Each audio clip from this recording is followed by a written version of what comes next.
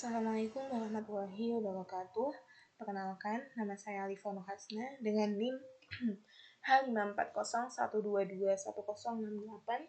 Pada kesempatan kali ini, saya ingin mendemonstrasikan bagaimana cara kita melakukan uji analisis data, melakukan uji pada uji FECM. Oke, next. Selanjutnya, apa sih uji FECM itu? FECM merupakan sebuah uji ataupun sebuah model yang kita gunakan untuk menganalisis data kointegrasi dalam rangka memperbaiki kesalahan dalam hubungan jangka panjang antar variabel yang saling bergantung. FECM ini merupakan perpanjangan dari uji VAR, di mana uji FECM ini menganggap bahwa adanya hubungan jangka panjang antara variabel yang berkoinsidensi atau kointegrasi. Kemudian kenapa sih kita harus melakukan uji FECM? Yang pertama, FECM ini digunakan ketika ada kointegrasi di antara variabel-variabel dalam model, yang artinya meskipun variabel tersebut dapat memiliki fluktuasi jangka pendek yang tidak terkoordinasi, ada hubungan jangka panjang yang stabil. Kemudian, FECM ini membantu untuk memperbaiki kesalahan dalam hubungan jangka pendek dengan menyesuaikan variabel ke dalam kondisi keseimbangan jangka panjang. Umumnya, uji FECM ini dilakukan oleh para ekonom dan juga analis keuangan, para analis pasar, serta para akademisi. FECM ini dapat kita gunakan ketika variabel yang dianalisis itu menunjukkan kointegrasi, yaitu ketika variabel-variabel tersebut bergerak bersama dalam jangka panjang meskipun fluktuasi jangka pendek mereka berbeda. Kemudian, FECM ini digunakan setelah kita melakukan uji kointegrasi. Contohnya adalah uji Johansen Cointegration Test atau uji kointegrasinya itu yang menunjukkan bahwa variabel-variabel tersebut dapat berkoinsidensi. Uji FECM ini digunakan di berbagai bidang ekonomi dan keuangan untuk menganalisis hubungan jangka panjang antar variabel yang berkoinsidensi, seperti contohnya adalah hubungan antara inflasi dan juga suku bunga, ataupun pendapatan dan juga konsumsi. Nah, bagaimana cara kita untuk melakukan uji FECM? Yang pertama, tentu kita harus mengecek stasionaritas dari data yang kita miliki. Stasionaritas data itu harus di tahap first differencing. Kemudian langkah selanjutnya itu kita melakukan uji kointegrasi. Pastikan bahwa variabel ini berkoinsidensi atau tidak.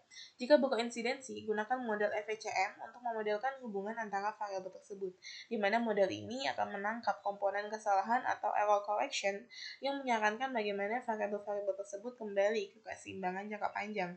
Kemudian, kita akan melakukan estimasi parameter menggunakan teknik maksimum likelihood dan uji kestabilan model. Dan yang terakhir adalah kita akan melakukan interpretasi hasil untuk menganalisis penyesuaian jangka panjang dan hubungan antar variabel dalam jangka panjang dan juga jangka pendek. Oke, selanjutnya saya akan mendemonstrasikan bagaimana kita melakukan uji tersebut di aplikasi RStudio. Nah, di sini saya sudah membuka aplikasinya. Nah, ini adalah perintah-perintah yang akan kita butuhkan selama melakukan analisis data. Yang pertama, kita harus menginstal aplikasi dari ATSA, Urcha, dan juga Files. Caranya ketik yang package di sini, kemudian install, dan ketikkan package yang kita butuhkan. Tapi karena saya sudah melakukan instalasi sebelumnya, maka di sini saya hanya menyetujui perintah tersebut. Caranya di blok aja, kemudian ketikkan. Nah, ini udah, dan nanti hasilnya adalah seperti ini nih. Variabel package asalnya ini sudah tercentang, bisa dicek juga di package Urcha dan juga package Files. Kemudian kita akan memasukkan data, caranya file, import dataset, from Excel.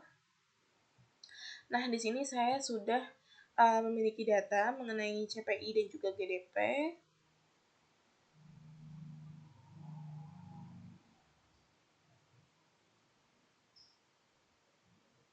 Nah, ini kita ganti aja namanya biar nggak terlalu panjang menjadi TS data. Kita tunggu sampai preview datanya ini muncul. Oke, selanjutnya import.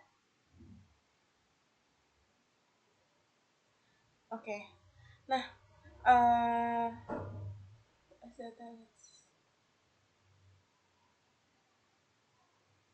Oke, kita tunggu dulu ya sebentar. Nah, ini datanya sudah masuk. Nah, langkah selanjutnya adalah di sini kan kita bisa lihat ya ada kolom det, CPI dan juga GDP. Tapi karena kita hanya membutuhkan CPI sama GDP, maka kolom det ini akan kita hapus. Caranya TS data C-1 ini kita akan saja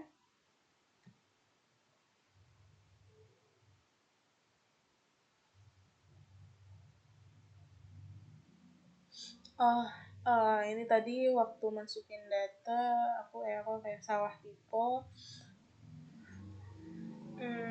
Ini kita hapus saja ya, kita ulang, kita masukin lagi datanya.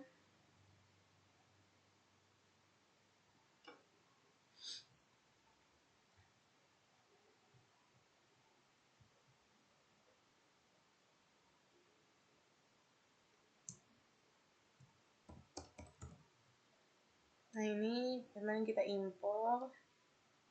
Oke. Nah, karena kita ingin menghilangkan kolom det ya kan, kita akan saja perintah ini. Nah, ini bisa dilihat bahwa tinggal kolom CPI dan juga GDP. Kemudian untuk memastikan bahwa data yang kita miliki adalah time series, kita bisa melakukan ini bahwa data ini dimulai dari tahun 2003 dengan frekuensi 4 gitu, yang artinya ini adalah data kuartal.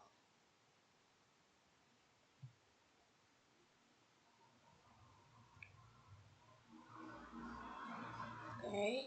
Selanjutnya kita akan melakukan uji stasionaritas. Kita akan melakukan uji stasionaritas secara non-formal dulu dengan melihat plot dari data. Nah, kalau kita lihat di sini, ini dapat kita lihat bahwa datanya ini tuh tidak stasioner karena masih memiliki tren atau pengulangan dari konsep data. Jadi kita perlu untuk memastikan kita coba untuk melakukan uji formalnya. Di sini adalah uji ADF.test, TS data in CPI dan juga in GDP, lawan GDP. Kita akan saja. Nah, bisa dilihat di sini bahwa ternyata nilai p-value-nya ini itu lebih besar dari 0,05, yang artinya tidak memenuhi syarat dari stasionaritas. Artinya, data ini belum stasioner di tahap level. Kita harus meningkatkan stasionaritas dan kita coba di tahap cost difference. Kita lakukan uji terhadap dua-duanya.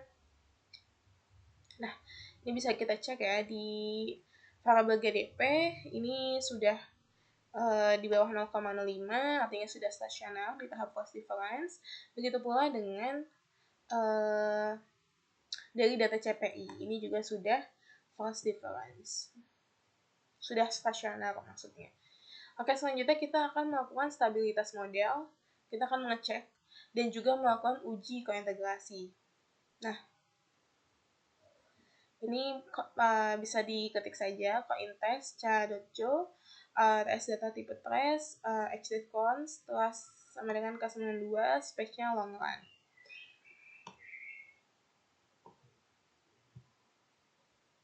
Nah, ini hasilnya bisa kita lihat di sini. Untuk melihat kointegrasi dari data, ini kita fokus pada bagian ini, pada bagian value of test statistic and critical value of test. Di sini kita lihat dari yang nilai R-nya 0 dulu. Di R0 itu dia memiliki nilai tesnya ini itu 36,41. Sedangkan di critical value-nya di tahap yang kelima itu adalah 19,96, yang artinya masih lebih besar dari nilai value of test statistik ini. Syarat integrasi itu adalah ketika nilai value of test statistik ini itu kurang dari nilai critical value of test. Nah, umumnya itu digunakan pada tahap 5% gitu. Jadi kita fokus membandingkan antara kolom ini dan juga kolom ini. Karena di R sama dengan 0 itu masih lebih besar yang nilai value of test statistik, kita coba lihat ke R sama dengan 1. Nah, di sini nilainya adalah 3,45 dan juga 9,24. Yang artinya nilainya ini sudah lebih kecil ya. Yang artinya nilai kointegrasinya, nilai R-nya itu sama dengan 1. Seperti itu. Kemudian, selanjutnya adalah kita akan memasukkan model FECM-nya.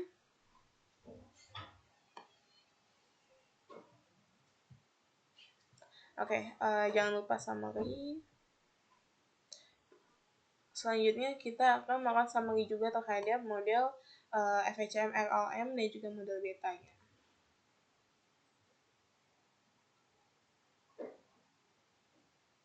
Nah, ini bisa dilihat bahwa ternyata hasilnya tuh memang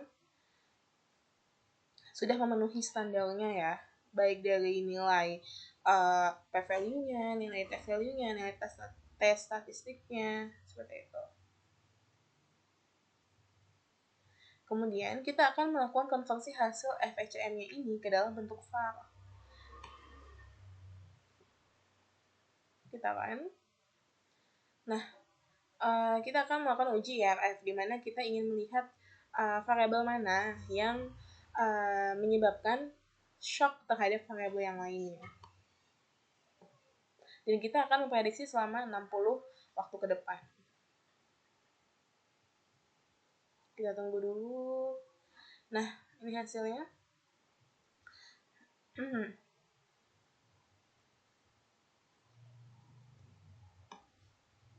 Oke, bisa dilihat di sini di diagram CPI ya. Garis putus-putus merah di atas dan juga di bawah ini menunjukkan garis batasnya dengan tingkat kepercayaan ini sebesar 95%. Nah, awalnya trennya ini, hasilnya ini itu adalah menunjukkan tingkat yang positif, kemudian menurun mendekati garis 0. Sedangkan pada variabel GDP dari awalnya ini itu sudah di bawah garis 0,0 dan dia berada di titik negatif, seperti itu. Kemudian kita lihat di uji FEFD-nya, seberapa besar kontribusi shock yang ditimbulkan dari variabel tersebut.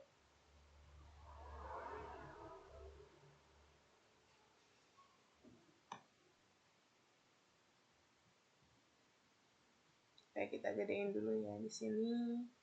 Sebentar, kita satu-satu deh coba. Nih.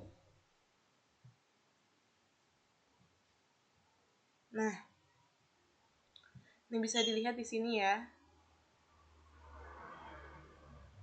Di bagian atas ternyata CPI itu lebih berkontribusi besar terhadap GDP, yang artinya nilai dari hasil CPI ini sangat mempengaruhi GDP. Kemudian untuk perbandingan terhadap GDP, dapat kita lihat bahwa GDP ini yang mempengaruhi CPI-nya, seperti itu. Oke, mungkin cukup sekian presentasi dari saya. Terima kasih. Kurang lebihnya mohon maaf. Wassalamualaikum warahmatullahi wabarakatuh.